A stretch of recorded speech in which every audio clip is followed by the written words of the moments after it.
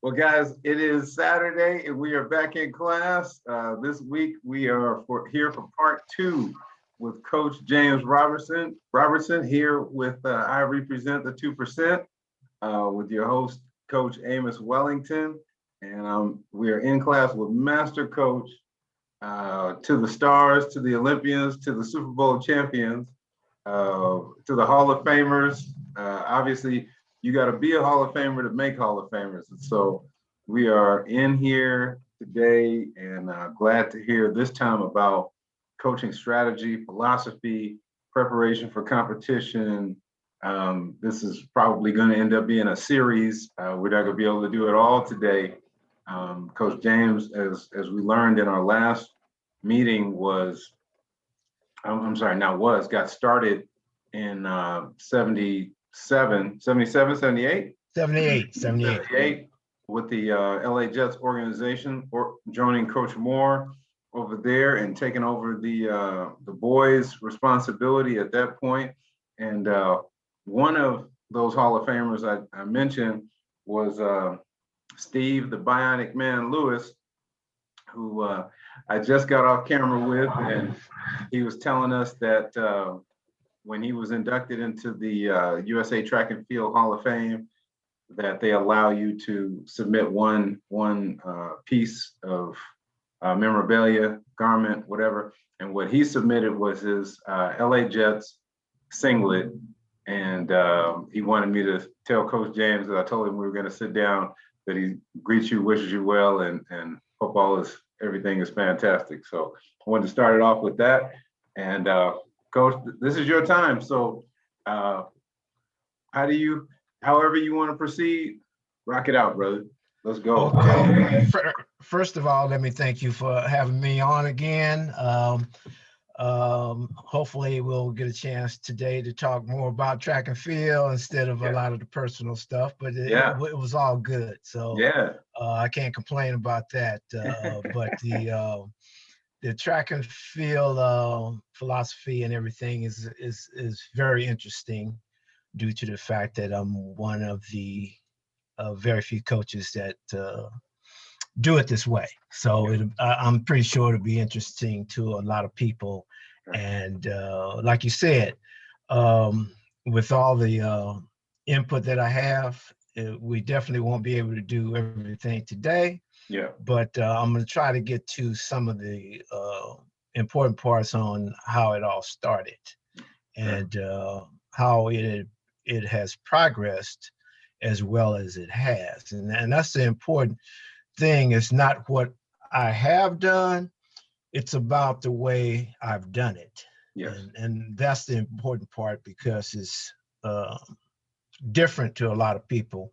Mm-hmm. And a lot of time when you do different things, people are afraid of it. And that's what I've experienced for many years, that they're really afraid of my philosophy because they haven't done it and they don't know it. And when you don't know something, it's very hard for you to get out there and try it and see if it works. And but I'm going to try to convince some people that the philosophy is rooted in a lot of study. And it's not just thrown out there. You know, there's been a lot of education that's gone into it. That's right. And it's the way I'm going to present it is really not that much different. It's just done in reverse of what most track coaches do. Okay. So let me start off by saying that when I started coaching, the way I developed my program. My program is developed from horse racing. And I told one coach this, and he had never heard of this, but I used to play horses. Okay. So when you play horses, you go to the racetrack, you get a racing form, it tells you what the horses did over the last several weeks, and it tells you their practices and all that sort of things. So what I started noticing with a lot of the horse trainers is that they would put the horses in longer races and run them 2 or 3 races in a longer race, and then drop them down into a sprint. Okay. And an example of what I'm talking about is this. A horse is running a mile race, okay? So he comes by 6 furlongs in 109 flat. Okay, 6 furlongs is 3/4 of a mile. Okay, so you still got another quarter to go. Yeah. But he comes by the 6 furlongs in 109 flat. He runs that race and then maybe a couple other races. Then the trainer turns around and drops him in a 6 furlong race. And the favorite horse in that race is a 108 flat a horse. Okay. And the mile race that the other horse ran was 109 flat. So they're figuring he's not a sprinter. And these are sprinters, so they're going to beat him. But the fact that his split at that 6 furlong was 109. Now, the favorite is going off 3-2, 1-2, or whatever. But that 109 split has this horse going off at 20-1. Okay. And that's my bet right there. That 109 is gonna be right there with that 108 at 6 furlongs. It's a shorter race. It's a sprint. And on top of that, the trainers have actually set it up that way. You know, to get the suckers and get the good price on the horse. You know, you know, you go to the window. If he stays at 20-1, you're gonna bet $2. You're gonna get $40 back. You know. There you go. So and that's better than betting on that 3-2 horse. You know, where you bet $2 and get $3 back. So that's and I started looking at that and I said, hey, you know, that's something that I could use in my program. So I start playing with it and working with it, and it just started. Everything started to click, and I incorporated it into my program, and I've been using it ever since. But that's the way it's been developed. Now, the name I have for my program is the high intensity speed-based endurance concept. In other words, we don't do a lot of volume, but whatever we do is very, very intense. It's almost like racing, and that's one of the reasons why you don't do a lot of it. Okay. Makes sense. But it's very intense. For example, if I'm gonna do a workout and I'm gonna do a 2-mile workout, okay, I won't do 2 times 2 miles or 3 times 2 miles. I'll just do 1 2-mile. If I'm gonna do and then later on, I may come back and do 2 times 2 miles. And those miles, I mean, 2 times 1 mile, excuse me. And those miles will be very intense. And as the season goes along, the next part of the season, I'll break it down and maybe do 3 times 800. It all depends on what I'm training. When I first started training, my whole workout was based on a 3 times 800 meter deal. Okay. That's what everybody did. And first of all, let me tell you this.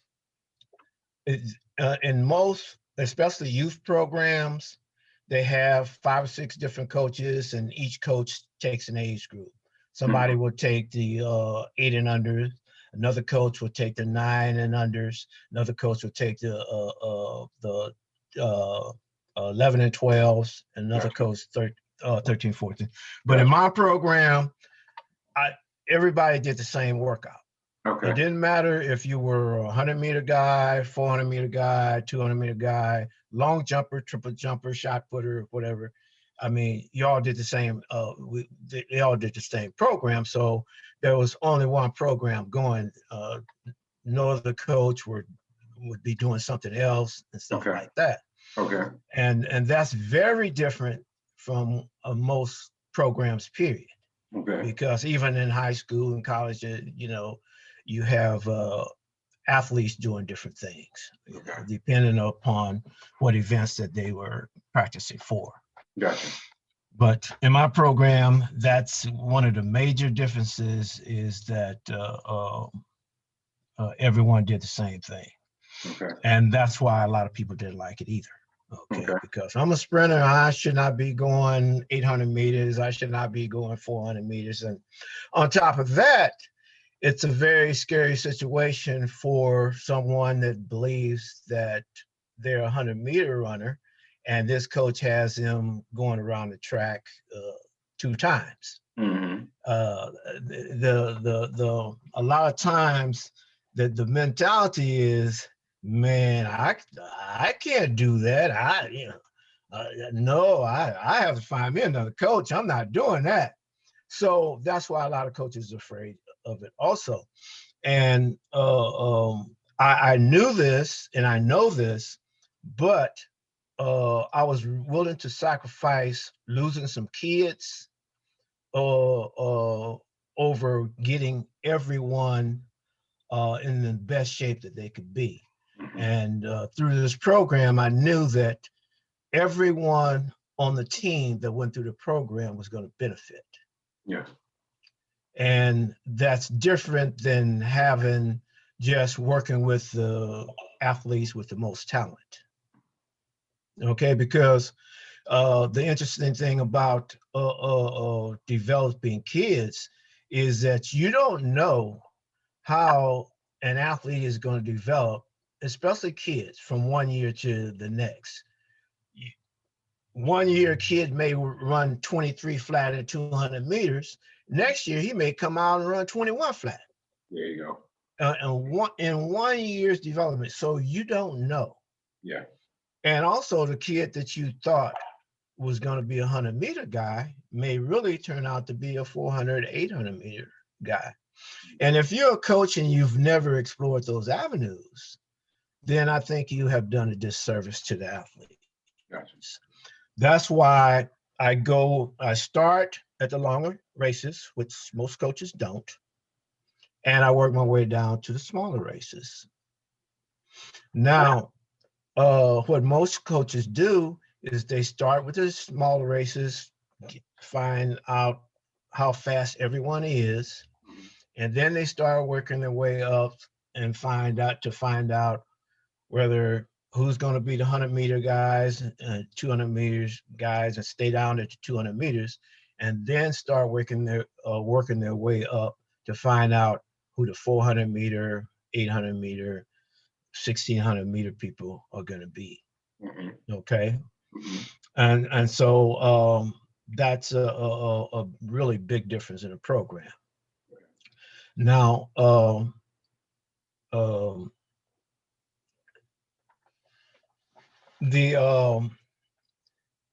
was saying that a lot of people are afraid of this because it runs off a lot of athletes. And it's really weird. I go to a lot of clinics, as you know. Mm-hmm. I don't care how smart I think I am. I always go to the clinics because I want to know what the competition is doing. Mm-hmm. And I've always thought that a lot of coaches were scared of this program because they were scared they were going to lose athletes. Mm-hmm. And I actually got a chance to at a clinic to hear a coach actually say that. Mm-hmm. I would never run my 100, 200 meter guys at 400 meters, because I would lose half of them, if not all of them. Mm-hmm. And I said, I've always thought that, but this is the first time that I've actually heard a coach say it. Yeah. And that was a relief to me, because I know it, you know, because you're trying to get athletes, especially if you got a guy that has a little speed and stuff. You want to try to keep him, and you want to keep him happy, and him running 400 meters, he's not happy. 800 meters is out of the questions, you know. But I've never been afraid of that, because I know that after doing the program for a couple of years, I knew that by running an athlete at the longer distance, you're not going to lose speed if you know how to develop speed. Okay, because it's not like the speed's going to disappear and go somewhere. True. It's still going to be there in those muscles. All you have to do is just bring it out. And that's what I do. At the end of the season, we're flying down the tracks, 25s, 50s, zipping, zip, zip, zip, zip, just like most coaches do at the beginning of the season. But if they can't match that, at that 6 furlong marker, if they can match at that 6 furlong marker, they can go on the track at that 250 mark, whether you're a 100-man or a quarter-man, half miler.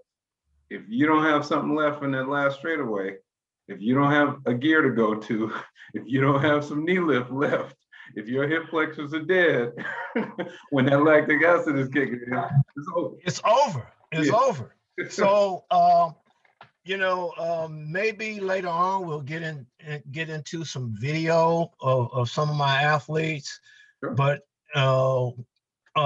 when we do, you'll find out that none of my athletes are falling out at the end of the race, at the end of 400 meters. They're not falling out. They're not all bent over or laying out on the ground, or even 800 meters, whatever distance that they're running, they're not falling out.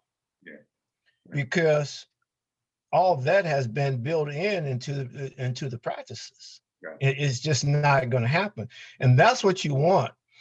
Even at 100 meters, you don't want an athlete running a dying 400 meters. Yeah. At the end of dying 100 meters, at the end of 100 meters, you want the athlete to still be lifting. That's right. And you can tell when an athlete has no base. He runs a dying 100, a dying 200, or even a dying 400. If you're 400 meters and you run a dying 400 meters, that means that there's a problem in your training. Now, I also have a real big philosophy on determining whether a coach is, it's just my philosophy. Every coach has a right to train athletes any way he wants to train them. That's between them, the athletes, and the parent. Yeah. Okay, especially with kids, because some parents are ex-athletes, and they've been trained a certain way when they were coming up, and they may have been world class, or they may have been great in high school. And what they're saying, if it worked for me, it can work for my kid, and all this different stuff is not going to make my kid better. I really can't say anything about that. If that's what you want to do, I have no problems with it. As a matter of fact, if you're training with me and the program is not working for you, I'm going to be the first one to help you find a coach that that you're going to be happy with. It's I have no problems with an athlete, a parent, or anybody else deciding that my program does not work for them. As a matter of fact, a lot of times, because where the LA Jets practice at, there were 2 or 3 track clubs that practice in the same area. And like I said, we're one of the only track clubs that go around the track with all the athletes.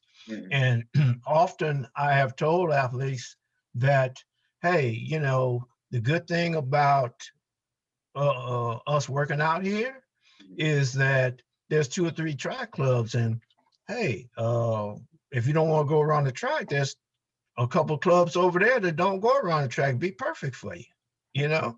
I mean, no, that's, I mean, it's the best way to be. That's the best way to be, because why are you going to try to hold on to something that's not going to work for an athlete? I'm with you. Mentally, he doesn't want to do it. He's not going to do it. The parent doesn't want him to do it. Yep. Hey, go do it different, and hopefully, and I'll be the happiest person in the world if it works for you. There you go. There you go. But let me break down why I have stuck with this program. Yes, sir. Let me break that down, because maybe it may make a little bit more sense to some people when I tell you why I stick with this program. Okay. This is the way I look at it, and this is the way my program is designed to run. If you don't agree with these numbers, that's fine, but these are the numbers that I project on my athletes when I train them. Gotcha. If you're a 100-meter runner, let's go high school, because most people can relate to high school. Okay. You're 11 flat 100-meter guy, then in my program, you have to be a 22 flat 200-meter guy. Okay. Okay. If you're not 22 flat at 200 meters, then I've done something wrong. Okay. Okay. I have to do something to get you, because to me, then I know I'm training you correctly. Now, if you're running 11 flat and then running 23 flat in a 200, I think there's a problem. Too much variance. So yeah, I have to make an adjustment. Okay. So 400 meters. Okay. The 22 flat guy. Okay. And my program is going to be double your 200 meters, which is 22 flat. That's 44 flat. Yep. And add 3 seconds. Okay. 400. So we're looking at 47 flat. Okay. Okay. For a 22 flat guy. And a lot of times I can convince a parent or an athlete, if they're listening and they're really interested, that this is the way to go, because you're not going to get a scholarship out of high school running 22 flat in 200 meters. 47 flat, they got a real good look at you. That's right. You can run 47 flat in an open 400. They're going to take a real good look at you. Okay. I mean, they're going to take a chance, depending, if you're progressing. Yes. And so I tried to get them to look at that area. Okay. 800 meters. Let's go to 800 meters. 800 meters, whatever your open 400 meter time is, high school, say you're a 50 flat guy. Okay. Or let's just stay with the example that I gave, the 47 flat guy. All right. Okay. Your first lap, I want your first lap to be 5 seconds slower than your open. Okay. So that's 52 flat. Okay. Yep. And your next lap is going to be 5 seconds slower than that. 52 plus 57. Yep. What's that? 149? Sounds good. Yeah, those are the projections that I make. And then I go all the way up. I go all the way up to 1,600 meters. Okay. If you're a 1,600 meter guy, I want your first lap to be, well, let's just stay with the example. We got a 149 guy. Yeah. I want his first 800 to be right about 2 flat. Okay. Okay. First 800. And then the second 800, the least that I want after that, well, I'm shooting for 210 after that. Okay. So that's a 410 miler, which will, get you somewhere. Gotcha. Okay. Gotcha. So using those projections on any athlete, you can, in my program, I can tell what I have, when I have it, and it'll all come at the right time, because you're not going to get a chance to really show your true speed till the end of the season anyway, because that's when we're going to do speed work. There you go. Everything else that you do before then is going to be done strictly on the base work that you've done. And the base work that you, what's going on? Nothing. Are you getting the feedback? No, I'm good to go. Oh, okay. Everything's clear.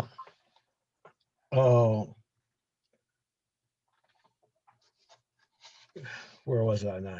I lost my train of thought here. Are you okay? You're at 1,500 meters, and just talking about speed work at the end of the season. Yeah. The speed, the base work that you've done.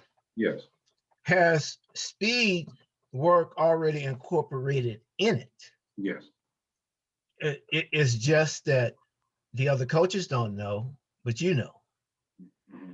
Okay, because if I'm trying to get you to run 47 flat 400 meters, I want your first 200 to be 23 flat, and then you come back at 24 flat.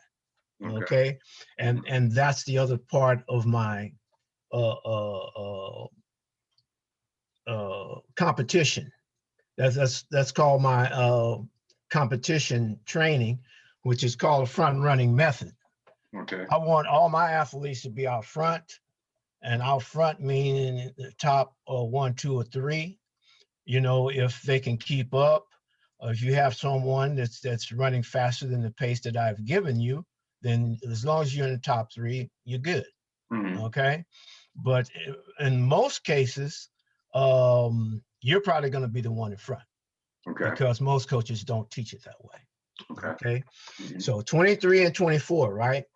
So if you have, going back to the horse racing, mm-hmm. if you got a guy that can go 23 flat the first 200 meters, mm-hmm.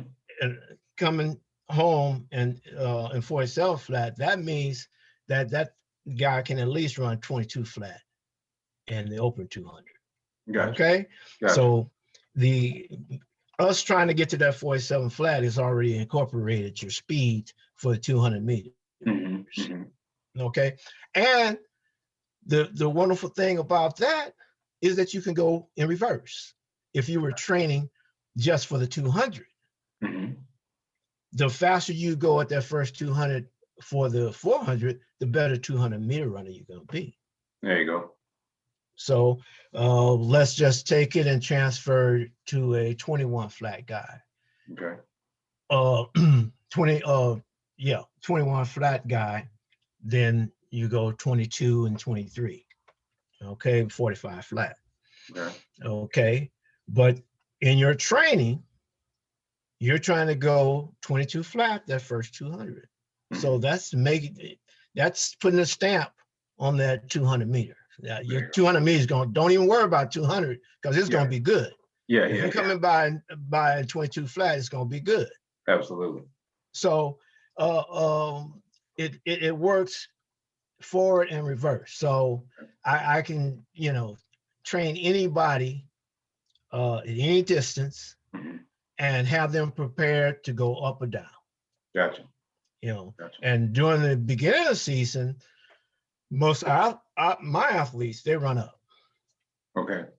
I'm looking for a good 4x8 to put them in, mm-hmm. or 4x4. For some of the guys that really do not like the 800. Okay. But I'll look for a good 4x4. Yeah. Or sprint medleys are really good because you can have you got the 2-2-4-8 sprint medley going. So I'll stick whoever needs to work on the 800 and 400 and switch them around, go back and forth, how they want to do it. Now, what I'm telling you, it doesn't mean that I'm not going to run you in shorter races during the season. Sure. But the thing is, you may run shorter races, but you still won't be at top speed. So whatever you do will be strictly on strength. And I've done that a lot of times, especially when I run into coaches that doubt the program, and they may be gathering and talking with each other, saying that, oh, he's doing all that long stuff, and those sprinters' legs are going to be tired, they're going to be burned up and stuff. I love to hear that, because then I might just throw an athlete in 100 meters or 200 meters against who's ever running at that time. It may be March, April or something, and I know that we haven't done any speed work. Sure. And drop them in there. And just to let them know that, hey, theory is good. Yeah. But practice is better. Yeah. When you can apply whatever theory you have about track and field. Yeah. If you can apply that to practice and it actually works, that's the best thing in the world. Yep. And this is why I continue doing it the way I do it. Okay. Because it works. That's right. Okay. And I always tell my athletes, it doesn't matter what you're learning. If you're learning and you're learning everything that you need to learn, whatever you're doing or however you're doing it, keep doing it until it's not working. And if it's not working, you definitely want to try something else. Gotcha. Okay. But don't stop doing it until it stops working. And that's where a lot of people make a mistake. They stop before they really get to the end. I've had a lot of athletes and parents come into the program. They start off the first half of the season and they say, oh, this is not working for my child. It's not working, And they've only gotten to March or April, and we have 3 or 4 more months and we haven't done any speed work. How do you know that it's not working? Exactly. To me, it's working because I'm looking at the big numbers. Yes. And I understand the big numbers. You don't understand the big numbers. I can explain it to you, but you're still not going to understand.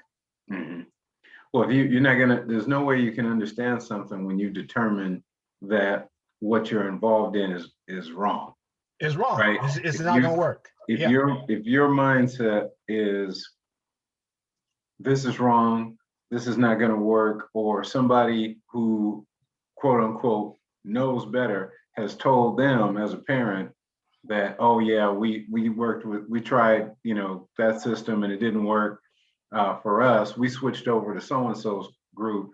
So the poison is already there, and the tree from the poisonous fruit, will kill everybody if it's consumed. So, like you said earlier, it's perfectly fine for you to go ahead and go with those other people that don't go. Try something else. It's okay with me. Yeah. But what I don't like is people going back and forth. Yes. Yeah. If this didn't, be sure it doesn't work for you now, because I don't want you coming back and saying you're going to try it again and you don't really want to try it, but that over that didn't. Or that other thing that you thought was working for you didn't work. Yeah. And now you want to come back and try this again, because mentally you're still not there anyway. Exactly. But I've enjoyed just the competition between the athletes. I love competition. This is why I love track and field, because I like the competitiveness of the athletes and all the coaches. And I want to run. I want my athletes to run against the best athletes. I'm not dodging athletes. I don't want my athletes to think they're the best in the world. Sure. And really, they may be the best in the district or the best in the area, but the other people are killing them and stuff like that. And a lot of parents and athletes get caught up in that. Oh, nobody can beat me around here. Nobody around here. But you know, when you think you're good, you have to make a decision on what are you comparing yourself to. Absolutely. Yeah. What are you? Yeah. You're good if you compare yourself to me. I'm an old man. I mean, you're real good, you know. Yeah. But are you good when you get another athlete to run as fast as you? Yeah. You know, what happens then?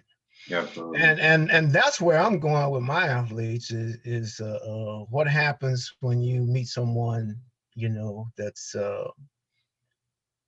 just as good with as much talent as you have, you know, and that's what I try to do, match talent levels, especially when I'm trying to compare my athletes to other athletes. I try to compare the talent level and then decide, you know, who can get the most out of who. That's right. You know, because if you have two athletes with the same talent level, then it's going to be who gets the best coaching. Yeah. Yeah. That's, you know, that's the way I look at it. You know, Gotcha. Whether it's true or not, I don't know, but that's what my philosophy is. You know, you know. Well, let me ask you a question. And it goes back to one of the first things you said about the intensity. Let me see, because you said high intensity speed-based endurance. And, you know, a lot of times folks try to go long to short, even in the old days.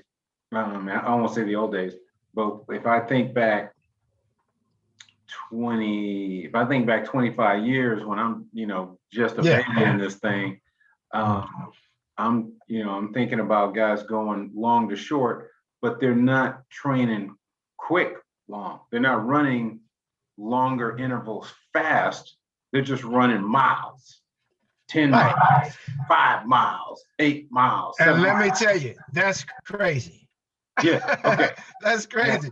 Yeah. You know, you're running long just to be, and a lot of coaches misunderstand my program in that same concept that you just mentioned. They think we're just running miles. Yeah. We're just running 2 miles. We're just running 800. We're just running 400. Yeah. If you're doing that and you got a speed guy, you're destroying that guy. Absolutely. You're destroying him. You're not recruiting any speed. You're not recruiting the right muscle. You're not putting the systems together. You're not doing. There's no continuity. Yeah, go ahead. That's crazy. I absolutely agree with the coaches that believe that that's wrong, and it doesn't do anything for that. I absolutely agree. But first time they see my program, that's what they think. Oh, he make you go those distances. You run long and you run slow. You're not gonna run slow in my program. Yeah. I don't care what the distance is. You're not running slow. Yeah. Okay. Whatever your talent level is, I want you to run at that talent level. Yes. You know, whatever speed you have, I want you to use the speed you have. I do not want you jogging. I don't want you running slow. You know, I'm looking for times. There you go. You know, and the most important times I'm looking for are the splits. Yeah. Not the final time. I don't care anything about the final time, because we're not training for 800 meters. We're not training for 1,600 meters. We're not training for 2 miles. So the final time does not matter. And that's the most difficult thing for most athletes to understand. Well, I don't want to die out. No, I want you to die out.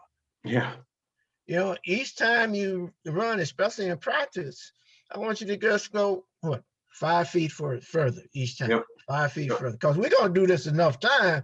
If you keep giving me 5 feet, you're going to be all the way around that track. There you go. Okay. And most coaches are not patient enough to do that, or they're not patient enough to record it and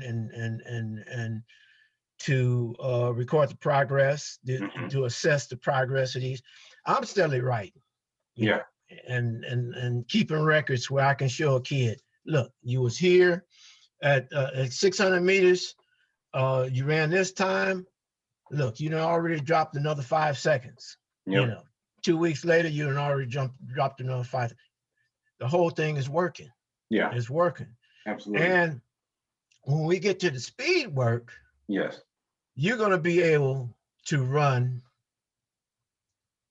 whatever speed work I give you. And normally what my speed work consists of is like 1,200 meters of speed.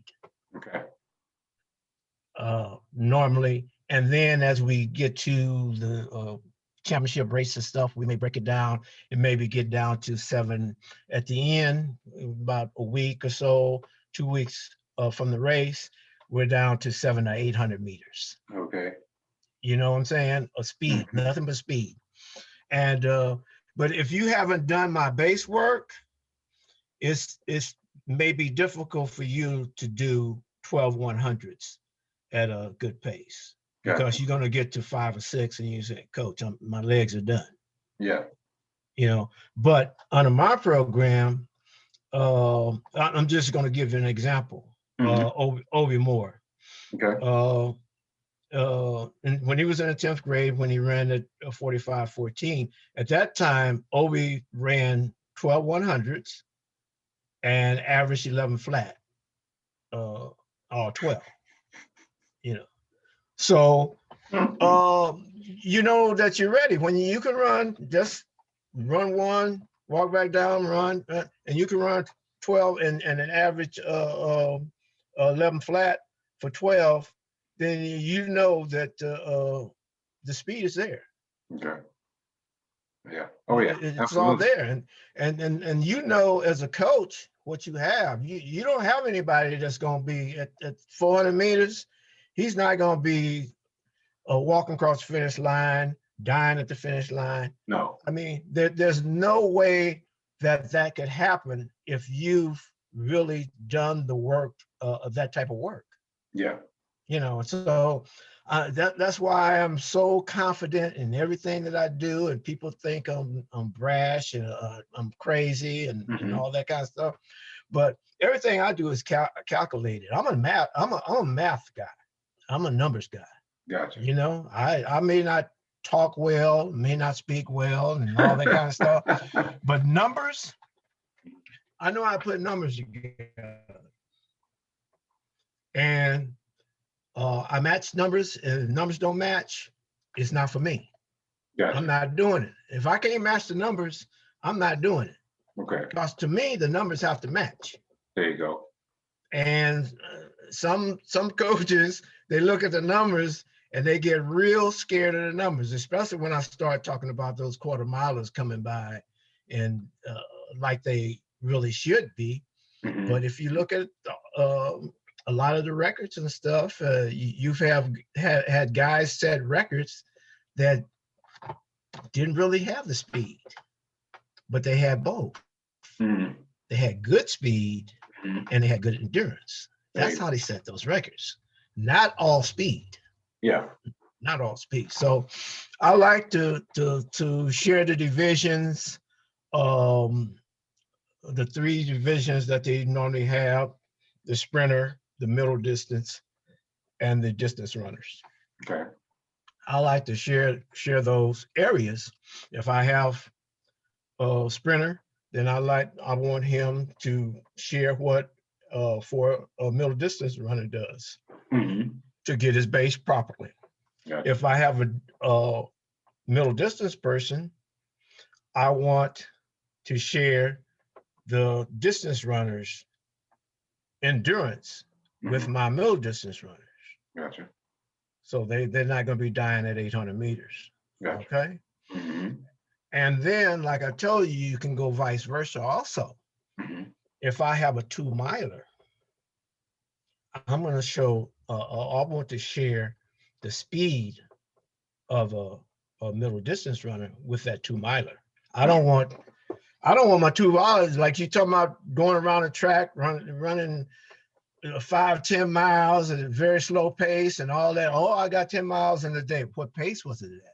Exactly. If the pace is not right. Now, all my pace running, I've studied the Kenyans for my pace running. Gotcha. And that's where I get my pace running from. Mm-hmm. Because when they talk about a pace, you're talking about a pace, 800 meters, 49 first lap, not that 52, 53 first lap that most world-class 800-meter runners are used to. They want to go 52 and then run a negative split and run 51 to get to 143 and all that. When you've run into a competitor that's really done some real pace work, you don't have a chance. You might as well be, trying to swim in an ocean, Well, like you said, and I'm thinking of now. This is, we're talking about young people, but then you mentioned the Kenyans, and you said a real competitor, and not that, and this guy is showing up a real competitor, but 84, the Olympic trials, James Robertson in the half mile. Mm-hmm. James was a comeback. He's the comeback kid, right? And always off the pace. Lag, and then and then flying at the end. That year, he tried to do his normal thing, and it wasn't the day for him to do that because Johnny and the younger guys were like, yeah, we recognize we're gonna have to push this thing on out here a little bit too far for him to be able to snap back on us. Exactly. Like you said, the pacing, the speed work, and not even the speed work, but just running fast with intent, and recruiting. You're talking about the clinics and the study and things. You gotta release the ATP at the beginning of the race to let your legs know we're really about to do something. We're gonna run. Now you have to let your body know that we're in a competition, and you have to do, regardless of what everyone else is doing. Yeah. We've trained enough to know what we have to do to win. Yes. If you're trying to win. Yes. Some people, they just want to be in the race, But if you're trying to win the race, you have to do what you need to do and forget about what everybody else race plan is and all that kind of stuff. You have to do what you've been trained to do. Yeah. And that's all you can do, because if you do something different, you have very little chance of winning. Yeah. If you do something different. So, but just stay with your game plan and go with it, because that's how you're going to be most successful. Yeah. Those, when we see guys, and you talked about being able to go in the reverse of that, a lot of the talk now is short to long, 10 meter, being able to run 10 meters fast, starting. I think your philosophy is a lot like mine in that you're teaching whole part whole. Mm-hmm. And by that I mean, like I believe in teaching whole part whole across the program. Like I'm gonna get to the meet, and we're gonna get on the bus, and the kids are gonna ask me, "Hey, coach, where's the tent?" And I'm like, "Oh, y'all didn't bring the tent?" You know what I mean? Right. I mean, somebody was responsible for the water, the tent, all that stuff, that's part of the whole program, you know. Exactly. And if you didn't think about those things, then you didn't really think about your race. Not because that's all that is part of your race. Yes. Preparation. All of it. Preparation is part of your race. And if you're not thinking, then you really can't race properly. Mm-hmm. Well, you know, because, you know, go ahead. Because that all of that is part of your preparation. Every all of it, you know. And most of it starts at the beginning of the week, not at the end of the week when you're getting on the bus. Absolutely. Absolutely. And that the way that you're talking about training these young men is apropos for life, because if you wait until college to start practicing for real, now that you are on scholarship, you know, somebody's recruited you, they've given you, you know, if the tuition is $20,000, they've given you 12, and they're like, listen, you want to get that other 8, I'm gonna need you to hit these times. I need this level of production out of you. Okay, great. But if you haven't been prepared to train consistently at a level, you can't just turn that on. Now that the external motivation is there, you can't just turn that on. It's got to be ramped up, which is why we see just in other areas of life. I'm just saying, you know, I'm coming parallel to what you're talking about. When we see kids in the gifted program, what are they doing? They're training pace. They're training fast for 1,600 meters. That's what they're doing that from an early age. Exactly. They're reading extra. They're not watching television. They are taking language classes, and they're taking, you know, foreign language. They're taking music. What are they doing? They're training fast. You know, they're doing high intensity speed-based endurance because they're preparing for a life of competition. Right. Yeah. Mm-hmm. Exactly. And that's the way life works. Yeah. You know, it works the same way, you know, and if you give somebody a very small or shallow program, they get used to doing that and they think they're doing great. But when they run up against a program that's really got it going on and really training for high intensity and stuff, you're in trouble and you can't go back and get it. Not at that time. No. It may take you a year or two to really understand that in order to compete with these guys, that I'm going to have to change my program.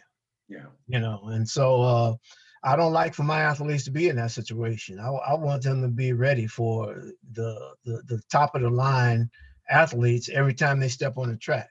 Mm-hmm. At least do as much as they can do, because each individual is only capable of so much. You can't make a mule into a Kentucky Derby winner. Yeah, that's not going to happen. No, that's for the movies. Yeah, that's for the movies. Yeah. when we get these young people and we're working with them, now do you have parent meetings to, you know, and try and do this, or, you know, and make sure that you communicate, you know, where we're going from the jump, how it's going to look differently, or is it more of a per family basis that you're fielding questions as they come, or do you try to front load, you know, those you know, the possibility of, you know, disputes and things of that nature? What have you found to be most successful? From the beginning, I find that if I let the parents know from the beginning how the program works and what to look for and what I'm doing, try to explain to the parent, yes, then maybe the parent, if the parent is on board, then when they go home or when they talk to the kids, they're going to try to explain it to the kids and get them to understand where they're going. Because the kid may get home and say, Dad, I'm running all these long races. I'm not a long distance runner. He's running me on. But if you have properly explained to your child what I'm trying to do, mm-hmm, or what's going on, mm-hmm, then that will definitely help. Now, if your child gets home and starts saying that, and then you start saying, yeah, you're right, I don't know why he's doing all this long stuff, this doesn't make sense, it's not going to make you faster, it doesn't make sense, then you're going to have a problem. You're going to have a problem. The parent has to understand the program before the child is going to understand, because in understanding the program, I'm going to need all the parental support, because they're only going to be listening to me when they're at the track. They're going to be listening to the parents on the way home. Sometimes at the dinner table, they'll be talking about it, or or on the way to practice, they may be talking about it. So they're going to hear more about it from the parent than they hear about it from me, because they spend more time with the parent. And if the parent doesn't understand, the child is probably not going to understand either. So, and most of the time, from my experience, all the really misunderstanding comes from the parent. So if I don't get the parent to understand the program, the kid is definitely not going to understand the program, because the kid is always going to ask the parent, hey, this is crazy. I don't think it's right. And if the parent agrees with the kid, then what they should do is get out of the program, because neither one of them understand what's going on. So it's not going to help. It's not going to help. You can't help someone that don't understand where they're going and how they're going to get there. But what I'm trying to tell you is that I'm going to take you somewhere. I'm going to show you how to get there. And once you get there, it's going to take a whole lot to get you off from there. I mean, because it's going to be a foundation for you. I'm trying to get you to build a foundation that you won't lose until you get too old, or you just don't want to do it anymore. There you go. But you're going to be on a very, very strong foundation. And houses that build on a strong foundation, I don't care what tornado comes through, that foundation is still going to be there. Okay. And if you want to rebuild, you go ahead and rebuild. If you don't, you let it go. But the foundation is going to be there. Yeah, thank you for that. When I was the years that I've coached high school, sports, I've never, I didn't do any recruiting. I never went and got people or asked them to come over, told them they'd have a better opportunity with me or anything like that. We just coach who shows up. We might go recruiting in the PE classes and ask, hey, you got anybody who's the fastest girl? Who's the kid that can, out jump rope everybody else? Who's out here dunking and needs a little more inspiration to go to class? What's up? But when people show up to your, they come to your office and they say, Coach James, I'm fast. I heard you can make me faster.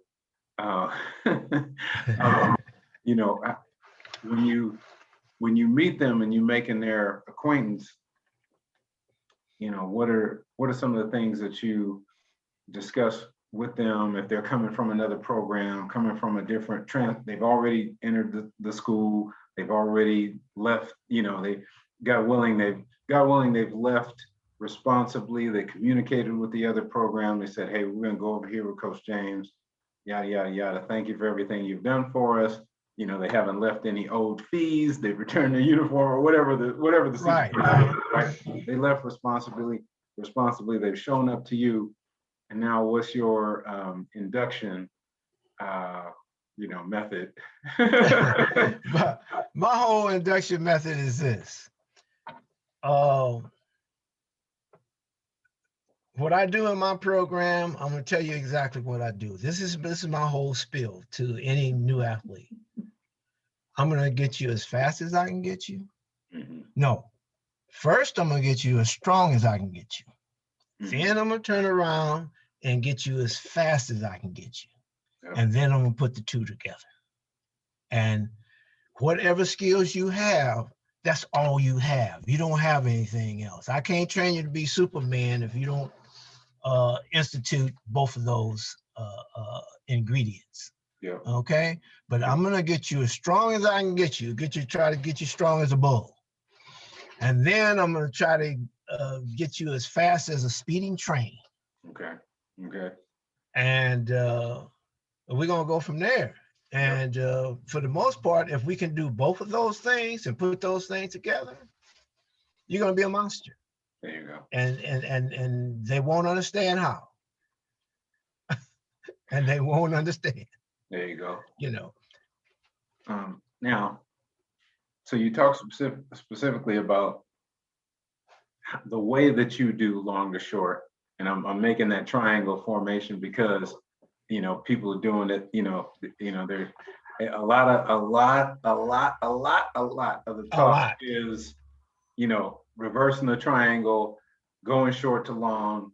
I mean, that's all they teach. I understand. 95% of them teach that's what they teach, and that's what's taught at the clinics. Sure, exactly. Yeah, that's what's taught. I understand that.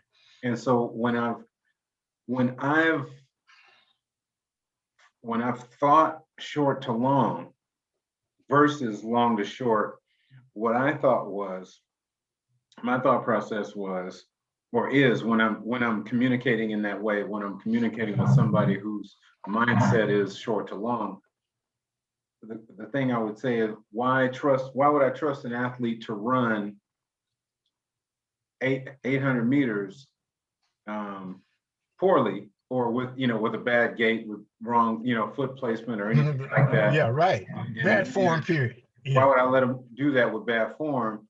If I don't trust them to run 20 meters, why would I let them do that long thing? And so, but that's not to suggest that they have to be running with bad form, right? It's just that no, you don't have to. No, yeah, but once you get tired, it kind of forces you into bad form. Sure. Absolutely. When you get tired, the more and that's part of the whole philosophy. Mm-hmm. Once you get a good base, yes, you can hold your form longer than you normally would if you don't have a base. That's right. And so the whole philosophy in going from long to short is that once I get to short and I'm teaching form and stuff, it's never going to break down. It's so smooth and it's so easy. I mean, like I said, when I show you some video and you see some quarter milers running, David Geddes and those guys, it looks like they're jogging. Yeah. It looks like they're jogging. They just, because they've gone from long to short. Yeah. And to them, it's a pleasure. Yes. To run 400 meters rather than a chore. Well, look, you mentioned Geddes, and I remember, I think we may have been, I was coaching at Locke at the time, and this is 04, 05, somewhere in there. And it was 04, 05. That would be his time, yeah. Yeah, and so I think we were up at Sacramento, and we were Sacramento. And he was running the open quarter at this moment that my mind I'm thinking of. And I remember him running, and it looked like he had the chicken wings going, right? Because Dave was a long guy, long arms, long levers, and he had a chicken wing going, and he didn't activate his arms till about 220, somewhere right in there. Am I remembering? Right halfway, you're correct. You're absolutely correct. That's the way he was taught. Okay, and that's what first 200 you run with your legs, second 200 you run with your arms. So you're not even knowing, but you noticed. Oh yeah. Okay, so you're observing, and I developed that in the 90s because I knew that you can run fast without your arms. All you needed your arms was for balance. Yes. First 200, you use them just for balance. Mm-hmm. Okay, and the legs are doing all the work. And then the second 200, you're not going to lose your arms because you're only using them for 200 meters and you're wide open. You know, and if you know, watch David Geddes coming home, it was just like he was just, you know, out for a stroll. You know, when I use the 400 as an example, I usually use David because he made it look so easy, and it was easy. Now, having said that, David wasn't one of those great workers. Okay, he did enough to be able to do what I told him to do. Okay. But if he had been a different type of worker, that was a guy that came in and like Obi Moore. Now Obi Moore was the ultimate worker. Okay, he was the ultimate worker. If he had worked like Obi, David would have run 43 easy in high school. Easy 43. Easy for, I'm telling you. People don't understand. When I tell them that, they don't have a clue. But he'd have run 43 so easy, it would have been unbelievable. He'd have been the best in the world in high school. Wow. Yeah. That's the type of talent he have. And the stuff that he did in high school was on, I'd say, 50% work. Wow. And you know, and those are the things that folks don't understand. You know, they see you with an athlete, the athlete will, you know, if the athlete goes ahead and wins, I mean, that same year, I'm at the state meet because, you know, my guy won the city in 100 that year. But that joker wasn't in practice all the time. Exactly. I mean, he was there. We were in, he was in my PE class. We were out there, and he was the kind of kid, he was the kind of back in football that, you know, if you ran the Oklahoma drill, he could make 3 dudes miss, you know, between cones. You know, it was just that he had that kind of power, inside, outside, you know, and that kind of ability, that stop-start ability. So for him to get in the blocks and run 100, no problem. Anything longer than that, he's like, oh, coach, you know, I got. Yeah, you got a problem. You got a problem, and that's what I try to avoid. I try to avoid that at all costs because, and it's good that you mentioned football because when I've had football players running track, the one thing that they have praised me for is making them run the 400.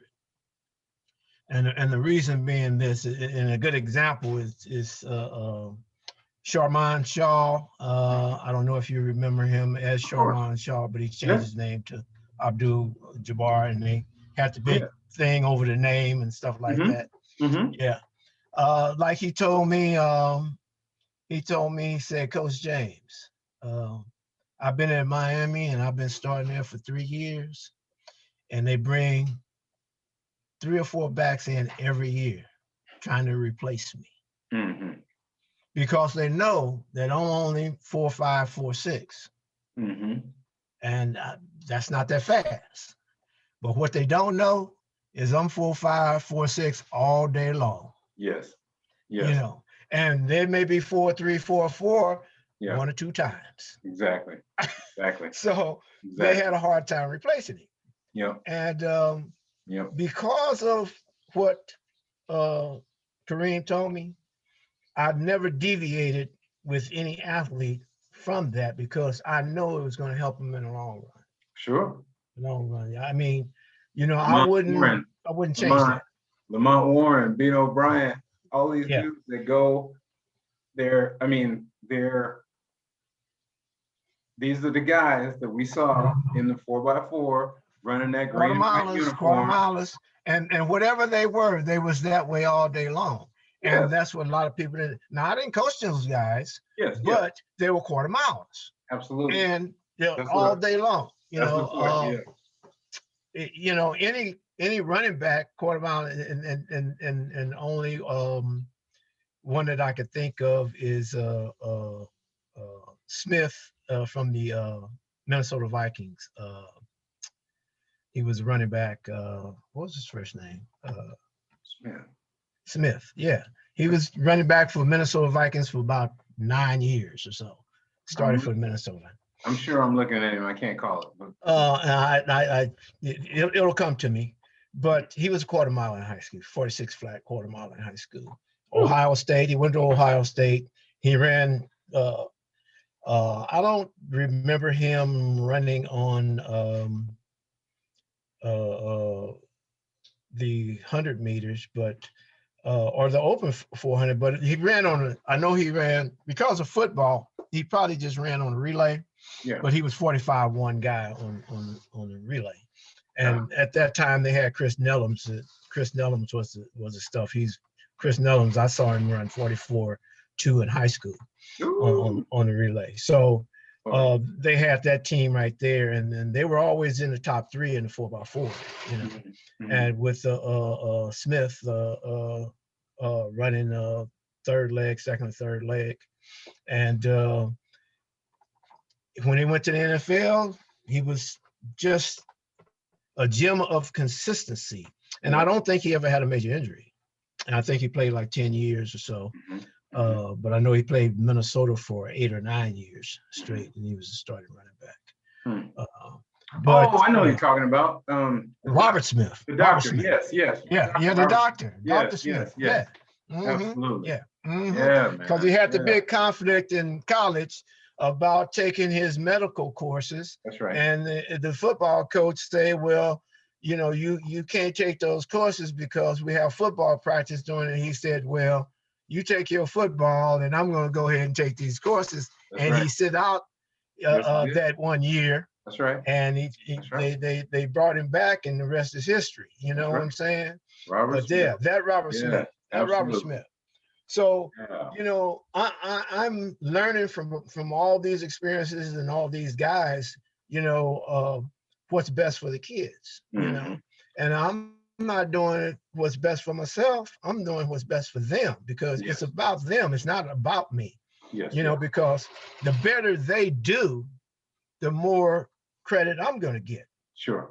You know, so it's not me get the credit and then they do poorly, and then I'm going to get that credit too if they do poorly. So what do you really want to do? I mean, you can't be backwards hustling. You know, that's what I call it, backwards hustling, because as long as they're doing well, then you're going to get some credit. There you go. When they do poorly, you're not going to get any credit. Yeah. Okay. Yeah. So you want them to do well, not only for a short period of time, but for a long period of time. And what a lot of me doing coaching age group track for 43 years, what a lot of coaches would tell when they were recruiting against me, or they had an athlete that they wanted on their team instead of coming to my team, because they might say, well, I want to go work with Coach James. Well, you don't want to go work with Coach James because he does all the long races and make you real slow. And when you get into high school, you all burn up. I mean, now that may sound crazy, but see, what coaches don't know, this is what a lot of coaches don't know. When you're dealing with kids and you telling them all these different things, they're the most truthful people in the world. Oh, yeah. And when they get to me, they tell me exactly what you said. Absolutely. And they have no idea. They think they're telling a kid something in secret or something, but kids are the most truthful. But you have to listen to kids. You know, a lot of grown-ups, oh, he's a kid, he's just talking. No, listen to them, because they have a lot to say. Absolutely. You know, and that's what I learned at a very young age. Listen to these kids. And those kids used to tell me everything that a coach was saying to a kid that they thought that I would never hear, they told me. Well, and that's the same way, but as you said, hustling backwards. You're putting your confidence, you're putting your livelihood possibly on the line by, you know, trying to play, you know, oh, well, I can say this it's never going to come back around. Right. It's never going to be. Never going. Yeah, I can see it. Yeah. Answer for this. No. Right. No. It's completely unreasonable. Yeah. Okay. Let's see. The reason. So we talked about the reason we work. I'm sorry, not the reason, but the way that we work, long to short. We talked the philosophy behind it and the purpose and also how to do it for youth people. I won't say youth people, but coaches that are trying to replicate what you've done. Yeah. Now you mentioned one of the first things we said was that everybody's out there together regardless of event. They're all doing the same routine or workout. Right. Mm-hmm. So when do they go to their skilled event or their particular specialty? Yeah, specialty events, like the throwers. If I come out as a rotund, round, my shirt says Spalding, and you know what I mean. If I come out a little round kid, okay, I ran my 800 breakdown or whatever I got to do. I beat up this track now. I came out here flat-footed and fat. All right, when do I get to throw something? And I'm just kidding. But that's true. I've had plenty of athletes come out, big athletes and stuff, but I still make them run. Now, I'm not going to say I'm going to make a 250, 300-pound shot putter run 2 miles or a mile even, but I'm going to give him some type of base work. There you go. I'm not stupid. No. Okay. I'm not stupid. Some people look at me and I may look a little stupid or something, but I'm not stupid. You don't make athletes do that type of thing, but you do put a good base on them. And I don't know, but a big thing when I was running track, they always had the shot putters relay. Oh yeah, and that was a lot of fun and stuff like that. And we had some too when I was coaching at Dorsey. We had a couple of shot putters relays out there, and that's a lot of fun for big guys to show what they can do, Absolutely. On the track. And if you're talking about shot putting or any field event, one of the most important things in any field event is speed. Absolutely. And when I tell athletes that long jumpers, triple jumpers, pole vaulters, they have world-class speed. Yes. To get down that runway, you have to go down there fast in order to go over. High jumpers, same thing. You have to have some zip to get over that bar. I mean, you don't get over that bar by walking up to it and then trying to jump over it. No, that's not going to happen. No. Not going to happen. So they have to understand that. And on top of that, you don't run down the runway once or run up to the bar once. You gotta have some endurance. You got to have some endurance. So it goes back to the fact, once you have that, okay. Let me pause real quick. Okay. Pause 1 second. All right. So you were saying when the kids go down the runway, they're not going to go down one time. No. As the bar is going up, those approaches are wearing down. If you got a motor, that motor is the gas, the transmission oil, everything is being depleted, rep after rep after rep. And so that base work comes back into play on the runway for the ball approach, high jump, triple, regardless. Everything. That brings me to say also is that I'm not a long jump coach, triple jump coach, high jump coach. I'm not a field event coach. The only field event that I've ever coached was the shot put, in which I was a shot putter in high school at 5'6" and 145 pounds. But I was taught to shot put, so I could shot put a little bit. So I taught that a little bit, but that doesn't mean, and I'm not a hurdles coach either. Okay. But when you look at the records in California state history, I've had 25-foot long jumpers, few of them. I've had 50 feet triple jumpers, few of them.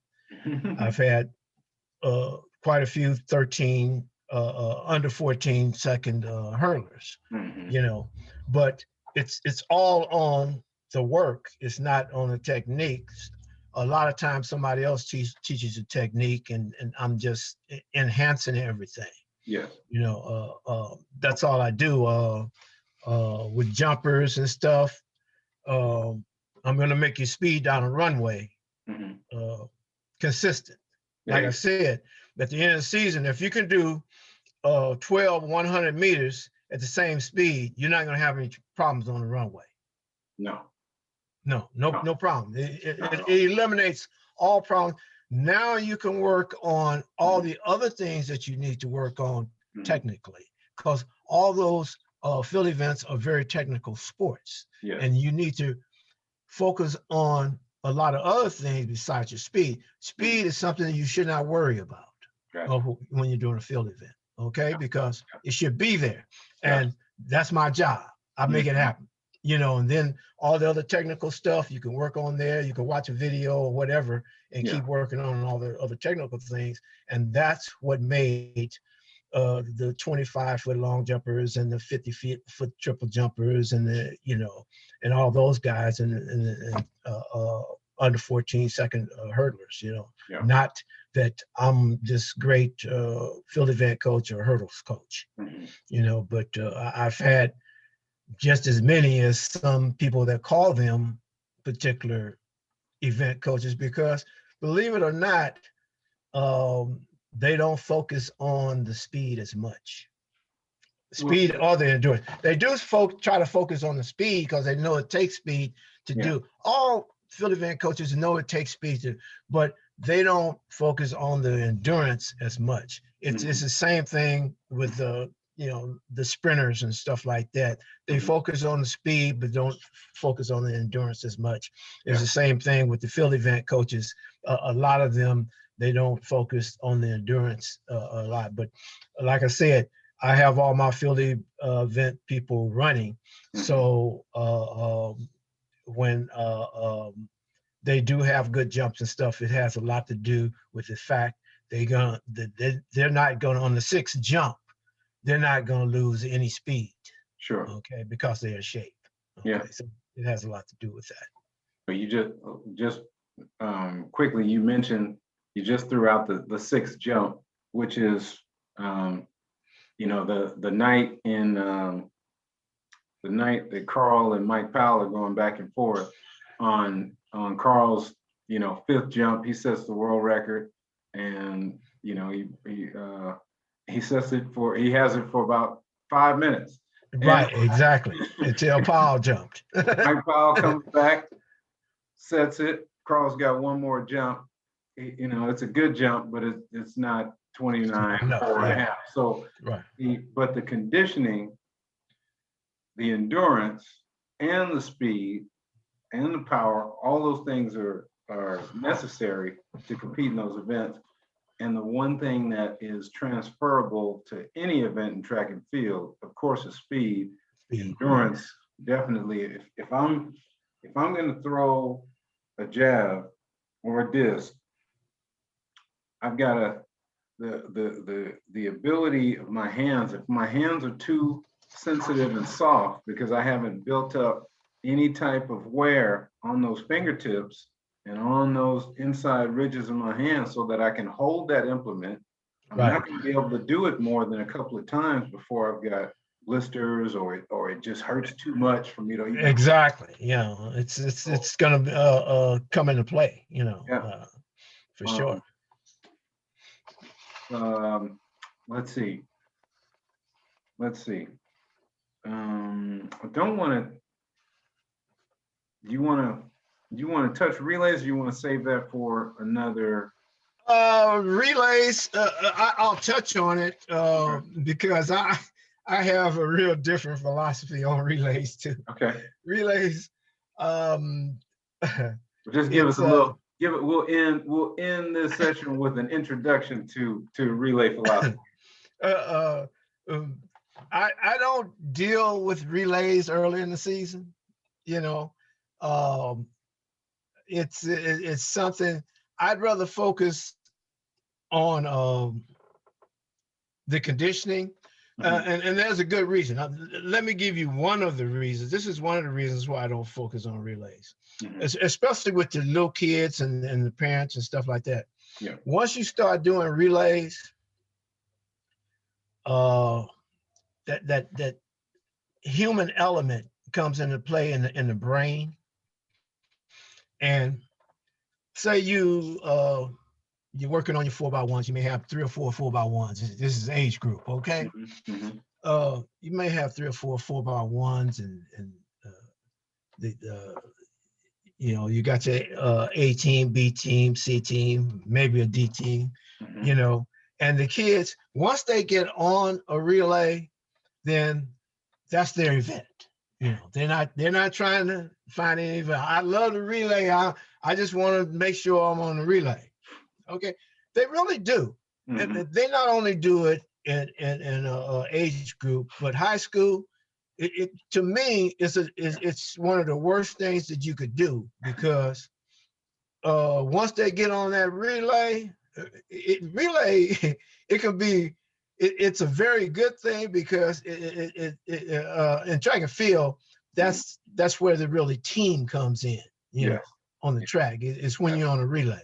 Yeah. But once they get on a relay, and I know that athletes develop differently. Yeah. And if we're working out, some athletes are going to try to do the whole program. They're going to get all that base work in, then they're going to come back and get all the speed work in. And the ones that I know that follows the program the most is going to benefit the most. Gotcha. Okay. And those that, they just biding their time, I just want to get away from these 400s so I can get to these 100s and stuff like that, they're not going to get as much. So at the end of the season, when we start doing the speed work and certain people start looking faster than others that were beating them earlier in the season, they don't know why. But if you've already done relays, then you're going to have to say, all right, so-and-so is faster than you now, so we have to replace you. What is that parent going to say? Yeah. My son been on a relay all year long. You taking him off the relay. He's been on there. Man, if your son had been doing what he was supposed to do, he'd still be one of the fastest. But you got other people. I can't. If there's 2 people that has run past your child and you haven't noticed, I can't be responsible for that. But it causes problems. Okay. And problems is what you want to avoid. Yes. You want to avoid problems. Absolutely. And also what I have, Amos, is I have a relay sheet that I give to the athletes and the parents. Okay. I have a relay sheet, and I try to let them know. And not only do you have to give them the sheet, you sort of have to read it to them, because a lot of times when you pass out papers, you might as well never burn that. You could have printed it and burned it at the same time. At the same time, exactly. and that's the problem. So if you don't read it to them, they'll say, well, you never told us that, or you never, and you try to pass out information. At the beginning of my season, I try to give as much information as possible. So there won't be any conflicts, because I don't like conflicts. I don't do well with conflicts. Sure. But so you try to give as much information as you can. But I found that the relays cause more conflicts than anything. Yeah. That's why I try to hold off on those relays for as long as I can. I hear you. You know, Yeah. and it's worked for me. You know, I've had some of the best relays in the world, best relays in the area. I mean, you know, it's worked for me, and that's why I still do it the same way. You know, I don't get excited about it, but I know the parents and the kids get excited about it and stuff like that. But we're not going to go an age group. Some teams start in November and December, and the first day of practice, they have runoff for the relays. Whoa. Yeah. Wow. They have runoff for the relays. Because the first track meet, because the early track meets are basically all comer meets anyway, and they want to have relays and stuff. That's the fun part and stuff like that. But I'm not interested. Yeah. I'm not interested. So. That's smart. And it's worked for me. So like I said, anything that I have that's worked for me, I'm still doing it until it stops working. If it stops working, I'm going something else. I'm not an idiot. I'm not gonna keep hitting my head against the wall if it doesn't work. Well, and like you said, like, I mean, you didn't use these exact words, but I'm taking something that Chris Gardner said. You know, the investor that they made the film about, you know, Pursuit of Happiness. In an interview, he said focus on plan A. Yeah. He said plan B, you know, focusing on plan B or having something to fall back on is how you lose. He's like, we know the people that we know, the people that are, you know, the historical figures, we know them because of plan A. Not because of plan B, right? And so he's like, they stuck to it because they knew it was going to work, but they trusted the process. They knew it wasn't going to be an overnight thing. You know, and so there's a video, and anybody that's, you know, gets a chance to see this, just look up Chris Gardner on YouTube. One of his talks is focus on plan A, and it's a beautiful. He captures that thought perfectly, and I'm glad that I mean, obviously people that are successful over a long period of time, it's not because they're doing something different every 15 minutes, right? Exactly. No, it really isn't. I mean, you know, as a matter of fact, people that switch back and forth, I consider those people as people that really don't know. You know, because if you knew, then you wouldn't be switching back and forth, you know, because you would have a plan and you stick to the plan.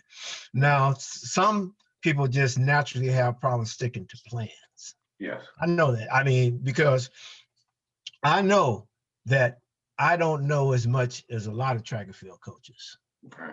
I know a lot of coaches that know much more than I know. I know a lot of coaches that know as much as I know. But I know one thing: nobody can stick to a plan like I stick to a plan. All right. You know, because I mean, until it doesn't work, I'm sticking to it. You know, and that's what scares a lot of people about me. You know, because, and you know, the thing that whether it's their cup of tea or their preference or any of that kind of stuff is one thing, but what anybody would have to respect is the consistency.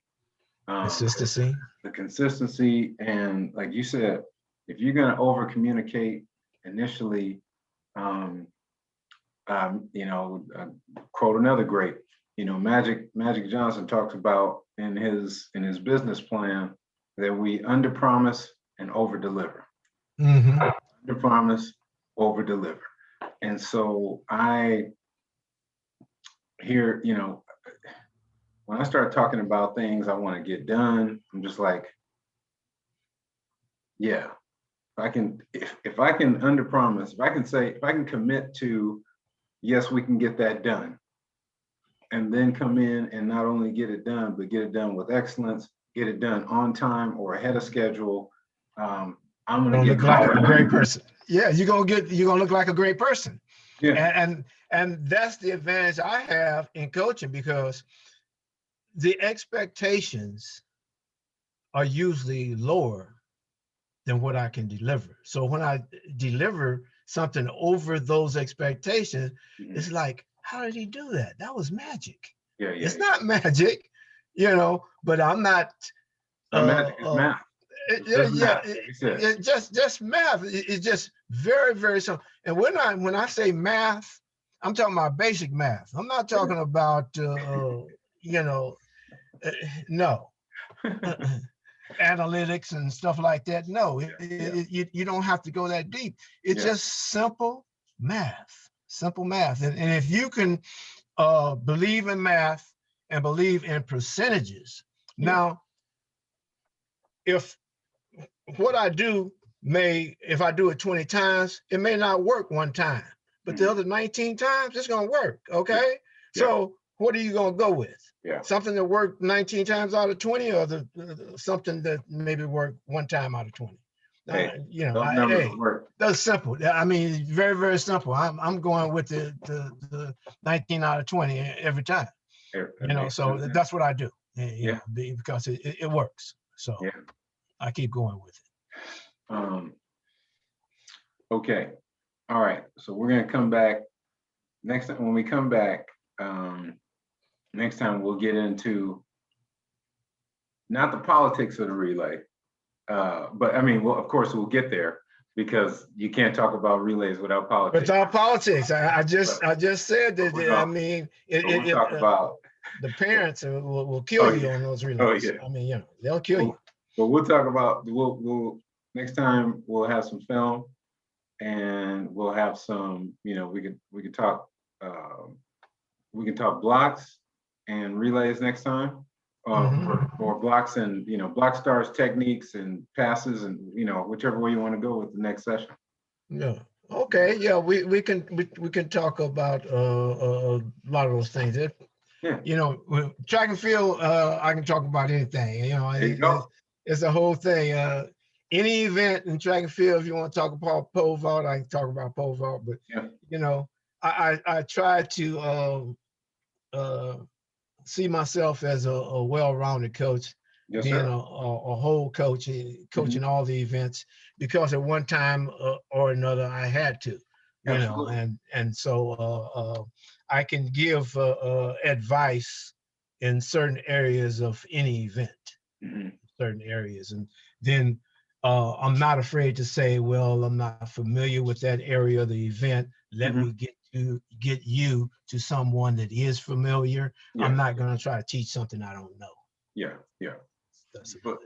But and the funny,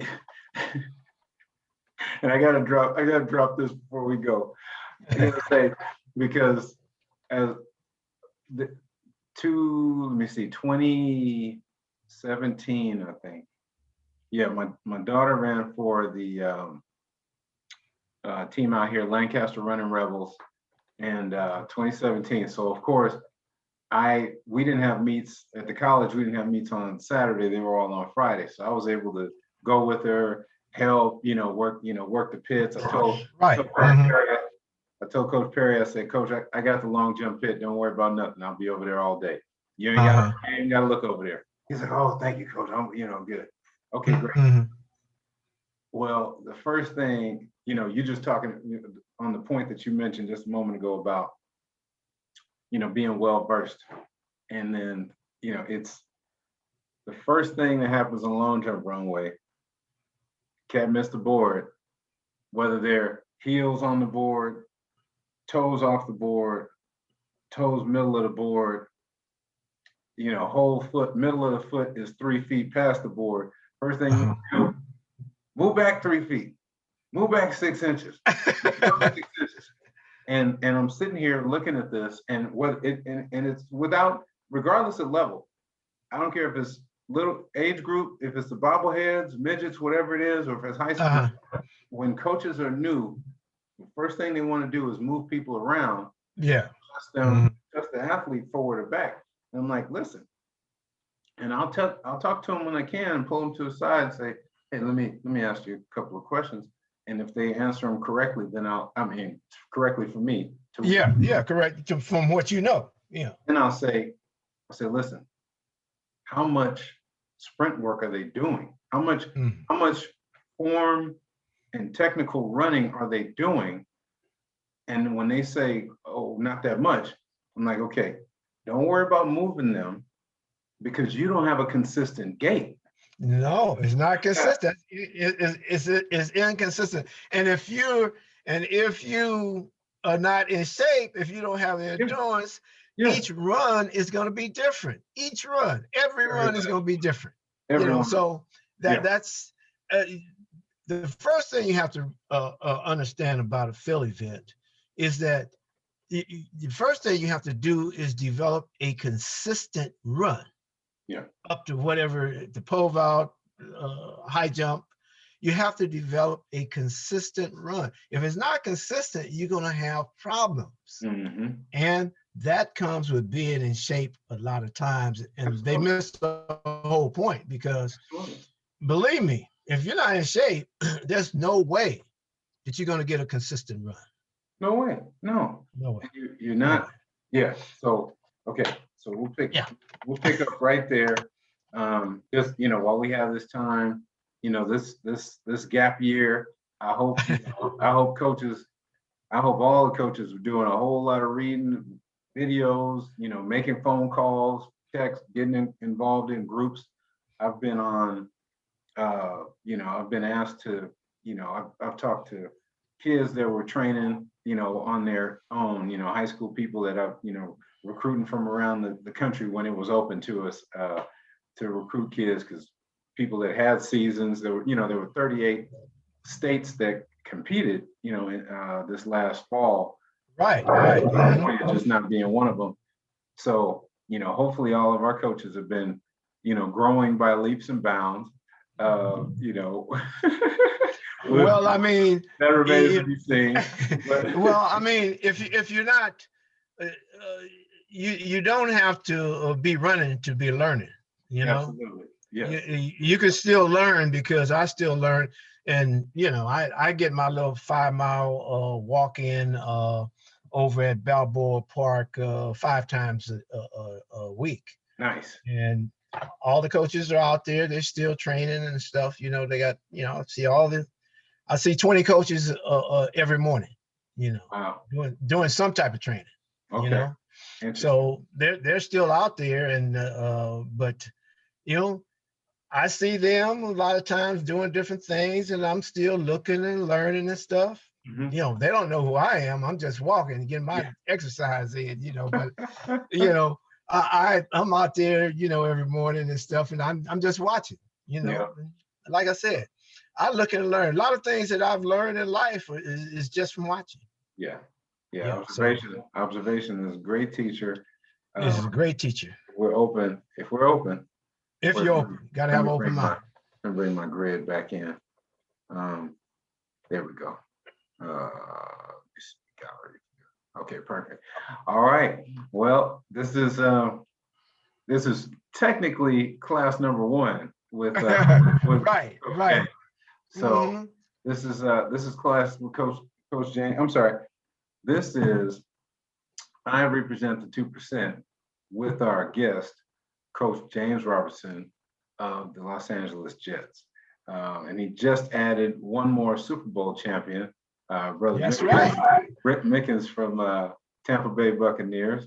Tampa Bay Buccaneers, Dorsey Duns, DDP for life. DDP for life. Yeah. Oh yeah. Number 85. Number 85. First one to touch the ball in the game with the kick return. Had a really good night, and added a ring and a nice bonus check. For sure. Now, I know that bonus. I know he's going to enjoy that bonus, because he hasn't reached that level yet. Sure. But if he keeps working, he's going to get there. Absolutely. Yeah. Well, I want to thank everybody for joining us. Coach James, thank you again. And we'll be back again soon for another in class with Coach James. And thank you all for your time. And I'm going to pause right here. Wait, actually, I'm going to stop.